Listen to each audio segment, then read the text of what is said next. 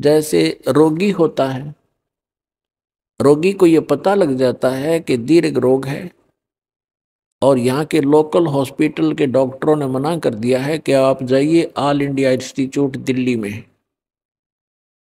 तो वहां जब ये डायरेक्शन मिलकर इंसान जाता है तो वहां चाहे प्रधानमंत्री हो और चाहे कोई फैक्ट्री मालिक हो, कितना उच्च पोस्ट प्राप्त व्यक्ति हो, उस समय उसको अपनी जान दिखाई देती है, अपनी पोस्ट पद दिखाई नहीं देता। डॉक्टर कहता लेट जाइए, वो तुरंत लेट जाता है। डॉक्टर कहता है ये कपड़े निकाल दीजिए, तुरंत निकाल के रख देता है। उस समय उसके नखरे खत्म हो जाते हैं और तभी वो उपचार प्राप्त करता है। जब तक डॉक्टर के आज्ञा का पालन करता रहे, चाहे कुछ भी कहे वैसे ही, जहां लेटने को कहे वहीं लेटना पड़ेगा, जहां बैठने को कहेगा वह बैठना पड़ेगा, और कहेगा मुंह खोल सांस तेज ले, वो सारा कुछ करना पड़ेगा। तो तभी वो अपना उपचार करवा पाएगा। तो ठीक इसी प्रकार जब आप सतलोक आश्रम बरवाला की तरफ आवे, संत मिलन को चालिए तज माया अभिमान, और जो जो कदम आगे रखे ओ हे यज्ञ समान। तो आपको इतना पुण्य मिलता है यहाँ आने का। आप क्योंकि संत है नहीं पृथ्वी पर कोई, संत मिलन को चालिए, संत की तरफ चलने मात्र से इतना लाभ है, फिर यहाँ के किक लाभ होगा वो तो गिनती नहीं हो सकती। अब जब तक अभिमान है ये प्राणी उभर नहीं सकता।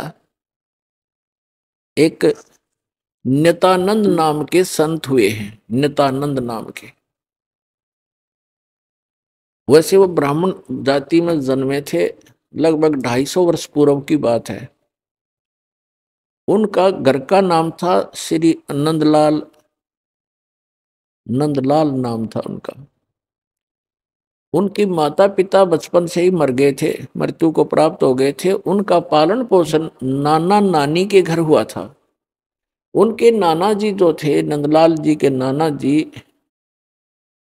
नारनौल के नवाब के यहाँ एक उच्च पोस्ट प्राप्त थे। और जब ये नंदलाल जी युवा हुए, ब्राह्मण कुल में थे ये, तो इनको भी वहां एक तहसीलदार की पोस्ट पर नियुक्त करवा दिया। नंदलाल जी तहसीलदार थे, घोड़ा इनको प्राप्त था, बन ठन कर चलते थे। उस समय जो तहसीलदार की वैल्यू जनता में होती थी, इज्जत होती थी, आज के तो मेरे ख्याल में मंत्री की बिना होगी। नंदलाल जी का विवाह हो गया था, संतान प्राप्ति अभी हुई नहीं थी। अब कहते हैं न जाने कब भाग्य उदय हो जाता है प्राणी का। एक दिन नंदलाल जी अपने महल के, अपने मकान के छत पर, गर्मियों के समय में छत पर टहल रहा था। रात्रि में नींद आई नहीं, और उसने क्या देखा कि कहीं थोड़ी सी दूरी पर रात्रि के समय किसी के घर पे कोई संत आए हुए हैं और परमात्मा की कथा सुना रहे हैं, सत्संग कर रहे हैं। अपन आत्माओं पिछले जब से होते हैं पूर्ण हंस मुराद, ये पिछले संस्कार होते हैं जो आदमी परमात्मा की तरफ आत्मा आकर्षित होती है। उसने सारी रात सत्संग सुना, नींद और खत्म होगी। कुछ तो परमात्मा की दया उस पर हुई कि वैसे नेचुरल नहीं आई नींद, और वो ज्ञान सुना, वो सत्संग सुना कि मनुष्य जीवन किस लिए प्राप्त होता है, इसको हम कैसे व्यर्थ कर रहे हैं। चाहे प्रधानमंत्री बन जा, यदि भक्ति नहीं है तो व्यर्थ है ये जीवन इसका। अगम निगम को खोज ले बुद्धि विवेक विचार, उदय अस्त का राज मिले तो बिन नाम बेगार। सत्संग के अंदर ये ज्ञान कराया जाता है कि जैसे कोई भी राजा बना है तो अपने पुण्य कर्मों से बना है, और भक्ति नहीं करता वो प्राणी अपने पुण्यों को, जो पूर्व जन्म के संग्रहित पुण्य हैं, उसके भाग्य में डिपॉजिट करके भेज रखा भगवान ने। उनको नाश ही कर रहा है, उनको खर्च रहा है। वो अब भविष्य की कमाई नहीं कर रहा है, भविष्य के लिए कुछ आगे का डिपॉजिट नहीं कर पा रहा है, केवल खर्च खर्च ही कर रहा है। परमात्मा क्या बताते हैं, अगम निगम को खोज ले बुद्धि विवेक विचार, उदय अस्त का राज मिले तो बिन नाम बेगार। पुराने समय की बात है, अब बातें याद आती हो, पिछली कथाएं। एक थ्री व्हीलर वाला था, बड़ा थ्री व्हीलर जो पहले पेट्रोल के चले थे, हमारे गांव से और लाखन माजरा एक गांव है, वहां तक थ्री व्हीलर चला करते थे दो। उनमें से एक नहीं आया एक दिन। दूसरे ने पूछा कि कल क्या कारण हुआ, पहुंचे नहीं। तो उस थ्री व्हीलर वाले ने बताया कि कल मैं बेगार में फंस गया था। बेगार क्या होती थी कि पहले पुलिस वालों के पास ये मोटर गाड़ियां नहीं होती थी। वो किसी भी जीप वाले को या किसी टेम्पू वाले को, वो थ्री व्हीलर वाले को या फोर व्हीलर वाले को सामने खड़ा कर लेते थे थाने का आगे।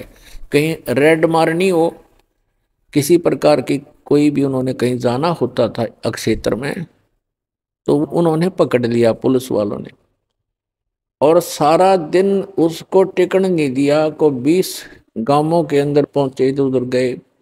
और तेल भी उस थ्री व्हीलर वाले ने अपने पल्ले से डलवाया, अपनी जेब से। तेल भी उसने अपनी जेब से डलवाया। और सारा दिन मनमाने 200 से 300 किलोमीटर का क्षेत्र तय कर दिया। आम आदमी तेनो दिखा दानो बड़ा स्पीड से चल रहा है, बड़ी कमाई कर रहा होगा, और कर रहा था अपने ही पल्ले से खर्च कर रहा था। तेल का भी कमाई तो थी नहीं उस दिन। तो उसको बिगाड़ बताते हैं। तो थ्री व्हीलर वाले ने बताया कि मैं ऐसे ऐसे कल पुलिस का फंस गया था बिगाड़ में, और 200 रुपये का पेट्रोल अपनी जेब तक फूक का आया, कल कुछ चवन्नी मिली नहीं। उस समय के 200 रुपये आज के 20,000 रुपये, इतना वो खर्च हुआ उसका। तो पुण्यात्माओं, जो आज कोई भी उच्च पोस्ट प्राप्त है, कोई डॉक्टर है, इंजीनियर है, चीफ इंजीनियर है, आईपीएस है, आईएएस है, जज लगे हैं, मंत्री हैं, मुख्यमंत्री हैं, प्रधानमंत्री हैं, या एमएलए एमपी बने हैं, या अन्य कोई अच्छे व्यवसायिक व्यक्ति हैं, धनी हैं, तो वो क्या करते हैं, जैसे परमात्मा उनके लिए बताता है कि अगम निगम को खोज ले, भविष्य के बारे में कुछ सोच और बुद्धि विवेक विचार। उदय अस्त का राज मिले तो वे नाम बिगाड़े। पूरी पृथ्वी का यदि राजा हो, और तो छोड़ो सारे छोटे मोटे शासकों को, कहते हैं पूरी पृथ्वी का राजा हो और उसके पास ये सत्य भक्ति ना हो, अब उसकी चहल पहल न देखे, तो आदमी ने सोचा इस जैसा सुखी नहीं रही तो बड़ा ठाठ कर रहा है, और ठाठ तो कर रहा है लेकिन अपने जीवन को 12 बाट कर रहा है। पिछले जन्म के पुण्यों को अपने ही पल्ले से खर्च कर रहा हो चक्रवर्ती राजा बनकर, और भविष्य की कमाई उसकी बन नहीं रही, क्योंकि वो बेगार कर रहा है। बेगार तो बेगार वाले की इनकम नहीं होती पर स्पीड पूरी होती है। राजा का पूछकर एक एक छोटी सी स्टेट के चीफ मिनिस्टर का शेड्यूल पूछ लो दिन का कितना का होता है। 6 तो मीटिंग अटेंड करेगा, फिर कोई एमएलए भागने को हो रहा है उसकी चिंता में टेंशन में फोन पर फोन करेगा, और फिर इसी व्यवस्था में पूर्व जन्म के पुण्यों को नाश करके और हाथ झाड़ के चला जाता है। परमात्मा बताते हैं कि क्या मांगू कुछ थिर ना रहाई, और देखत नैन चला जग जाई। 1 लाख पूत 1.25 लाख नाती, उस रावण के दीवान बाती। और कहते हैं कह कबीर अंत की बारी, जैसे हाथ झाड़ कर चला जुआरी। ये प्राणी ऐसे जाता है जो सतभक्ति नहीं करता, केवल इस राजपाट या इस संसार के झूठे ठाठ को ही संग्रहित करने में लगा रहता है। जैसे जुए में हारा हुआ जुआरी हाथ मसलता जाता है, खाली हाथ जाता है, रोता पीटता जाता है। तो परमात्मा कहते हैं कहे कबीर अंत की बारी, जैसे हाथ झाड़ के चला जुआरी। ऐसे जाओगे सतभक्ति नहीं करते तो। अब नित्यानंद जी अपने मकान की छत के ऊपर ये सब ज्ञान सुनकर विचलित हो गया, इतना प्रभावित हो गया, तड़फ उठी आत्मा कि क्या कर रहा हूं मैं, और करना क्या चाहिए था। कुछ ब्राह्मण घर में जन्म, ब्राह्मण लोग परमात्मा को अवश्य याद करते थे, चाहे गीता के माध्यम से, चाहे श्री कृष्ण जी के रूप में। लेकिन पोस्ट प्राप्त होने के बाद इस जीव में अभिमान हो जाता है।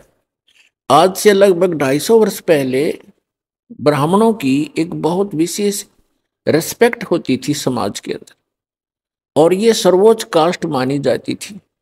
इस कारण से भी अभिमान एक ब्राह्मण के घर जन्मे व्यक्ति में स्वाभाविक हो जाता था कि मैं ब्राह्मण घर में जन्मा हूं, ब्राह्मण कुल में जन्म है। दूसरे फिर वो तहसीलदार की पोस्ट। अब ये दो जबरदस्त बाधा उसके साथ अड़गी। एक तो ये कि हम तो जगत के गुरु ब्राह्मण, और एक सिंपल संत कहीं बैठकर कोई ज्ञान सुना रहा है और बता रहा है कि गुरु बिन माला फेरते, गुरु बिन देते दान, गुरु बिन दोनों निष्फल हैं, चाहे पूछो वेद पुराण। राम कृष्ण से कौन बड़ो उन्हों भी गुरु कीन, तीन लोग के वे धनी गुरु आज्ञा थी। उधर से ये बातें कसोट रही उसको कि गुरु के बिना बात नहीं बने, और उधर से वो कह रहा है कि मैं तहसीलदार और ब्राह्मण, और कैसे जाके एक संत के सामने, सिंपल मैन के सामने अपना शीश नवाऊं, जाके कैसे नतमस्तक होऊंगा, नहीं जाऊंगा। फिर वो बातें याद आती है कि कबीर हरि के नाम बिना ये राजा रसब हो, माटी लदे कुमार के, और घास ना नीरे कोई। परमात्मा की वो बातें याद आती, सत्संग के वचन के भक्ति नहीं करी तो जीवन नाश हो गया। और गुरु बनाने जाता है तो कुल के लोग क्या कहेंगे, ऊपर से तहसीलदार, और कैसे शीश निभाऊं जाके। अंत में पुण्यों की विजय हुई, पाप की हार हुई। उसके पुण्यों ने प्रभाव डाला, उसको सद्बुद्धि आई कि यहां किसी के घर में संत आएगा तो नाम नहीं लूंगा। उस संत के बारे में जानकारी प्राप्त की कि ये कौन सत्संग कर रहा था, क्या हो रहा था रात्रि में, ये संत कौन है, कहां से आता है। उसका पता चला कि नारनौल से 2 किलोमीटर की दूरी पर बाहर बनी में जंगल में इनका आश्रम है। तो नित्यानंद जी ने सोचा कि सुबह सुबह चला जाऊंगा वक्त से, उस समय तक गांव के नगर के लोग कोई नहीं पहुंचे होंगे और किसी को पता नहीं लगेगा कि तहसीलदार और ब्राह्मण किसी का चेला बन गया, और वक्त से जाके नाम ले आऊंगा, फिर अपना वजन कर लिया करूंगा। तो इस उद्देश्य से वो वक्त से उठा अगले दिन, नेक्स्ट डे, और घोड़े पर सवार हुआ, मुंह अंधेरे वक्त से पहुंच गया, जा रहा था आश्रम की तरफ।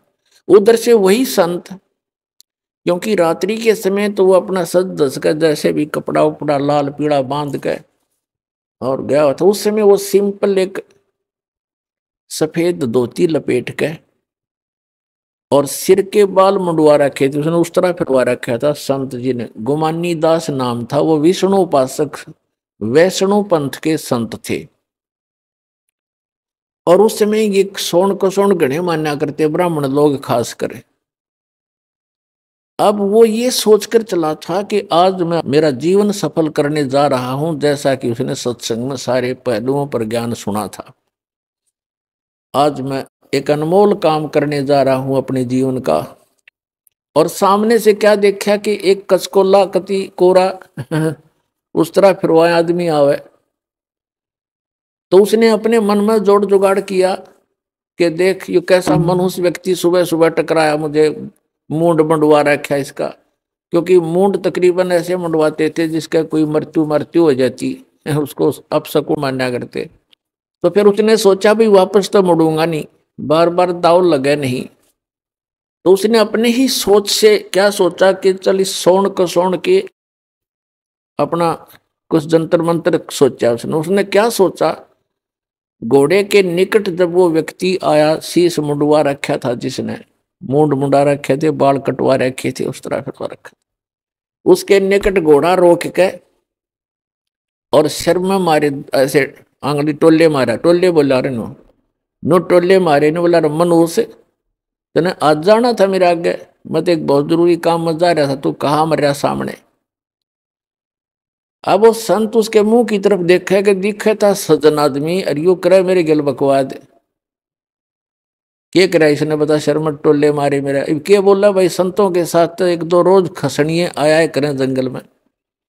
वो संत उसकी तरफ देख कर चलता पड़ा। अब वो पहुंच गया डेरे में, वहां वहां एक दो चेले रहते थे, उन्होंने देखा भी कोई अच्छा अफसर आ गया, घोड़े पर तो अफसर का ही आना होता है। वो नीचे उतरा, घोड़ा वृक्ष से बांध कर पूछा कि भी महाराज जी कहाँ हैं। उन भक्तों ने कहा जी आ जाओ बैठो, वहां बिछा दिया जैसा भी बिछोना होता है आश्रम के अंदर, अभी आने वाले हैं, स्नान करके घूम फिर के आएंगे। मैं कहा अच्छा, वो बैठ गया। अब संत जी घूमने गए थे इस साइड से, आगे दूसरी साइड से घूम कर नहा धो के, और वो आकर बैठे, निवासन था सामने, और सामने वो बैठा नित्यानंद कति। अब उनकी हुई आंख चार दोनों की। संत ने देखा ये तो घोड़े वाला वो ही है भाई जो मेरा टोले मार के गया था सिर में। अब नित्यानंद जी ने देखा ये तो महात्मा था वही जिसको मैंने रास्ते में छेड़ दिया था। अब नित्यानंद जी शर्मिंदा हो गया, नीचे न गर्दन होगी नो, ऊपर ने नाड़ करी नहीं, क्योंकि पुण्यात्मा थे। घना लज्जा गे और नीचे गर्दन कर ली नो, और चरणों में गिर गए। तो संत जी कहने लगे कि भाई देखो बच्चों, यदि कोई कुम्हार से घड़ा लेने जाता है मटका, तो उसको ऐसे टोले मार मार देखता है खरा है खोटा। तो भाई तुमने गुरुजी को टोले मार के परख लिया, कोई बुरी बात नहीं बेटा,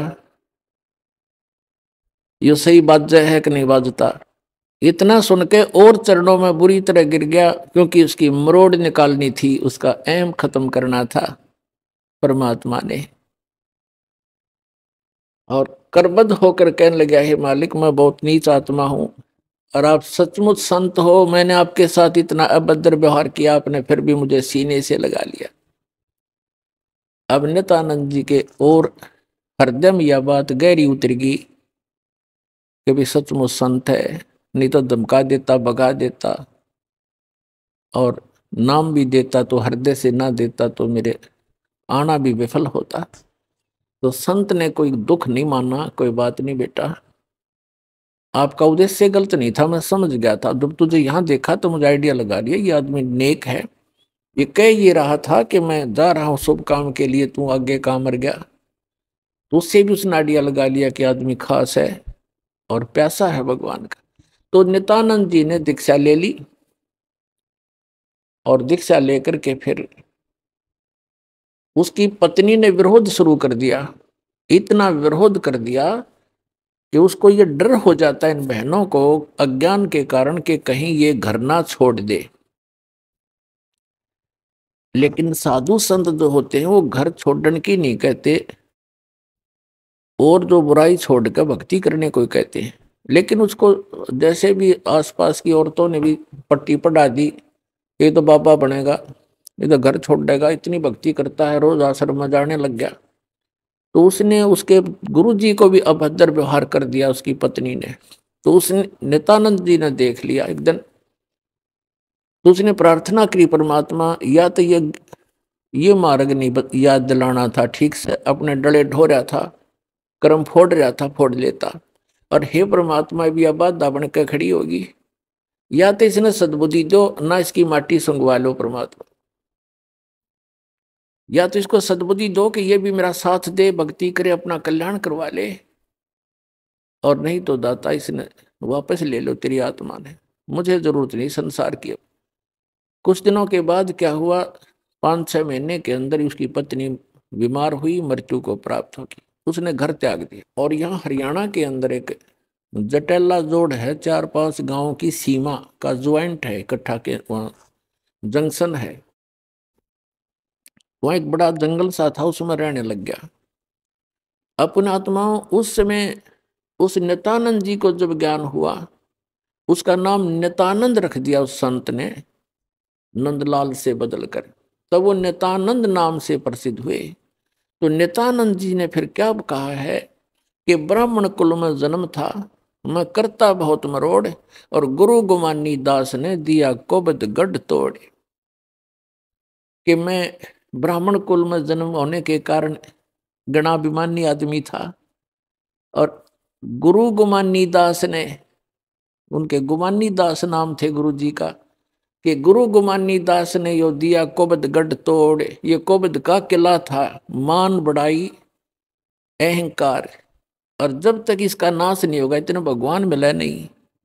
सिर सौंप्या गुरुदेव को, सफल हुआ ये शीश, नित्यानंद इस शीश पर आप बसे जगदीश।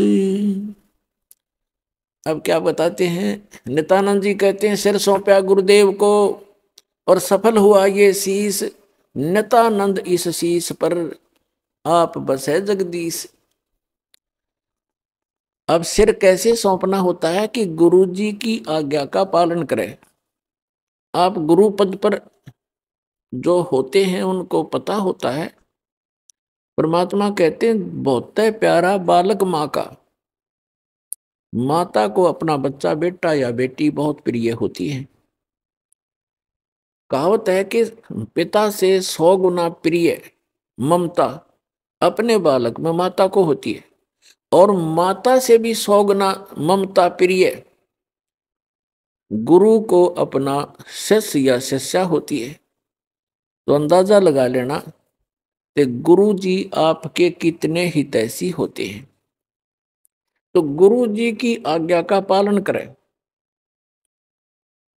पहली भक्ति मार्ग का प्रथम एक ये मंत्र नोट कर ले, भाई जो गुरु बचन पे डट गे रकट गे फंद 84 के। भाई जो गुरु बचन पे डट गे कट गे फंद 84 के, कट गे फंद 84 के, रकट गे फंद 84 के।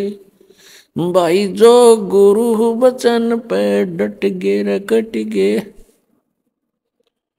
वस्तु मिली ठोर की ठोड़, मिट गई मन पापी की दौड़। वस्तु मिली ठोर की ठोड़, मिट गई मन पापी की दौड़। भरम मिटे मथुरा काशी के, भरम मिटे मथुरा काशी के। भाई जो गुरु बचन पे डट गे कट गे फंद 84 के, कट गे फंद 84 के, रकट गे। ये एक कवि का बनाया हुआ गान है। इसमें भी बहुत प्रेरणा है कि जो गुरु जी के वचन पर स्थिर हो जाते हैं, गुरु जी की आज्ञा का पालन करते हैं, उनके ये 84 लाख योनियों में दुख पाने के ये संकट समाप्त हो जाते हैं।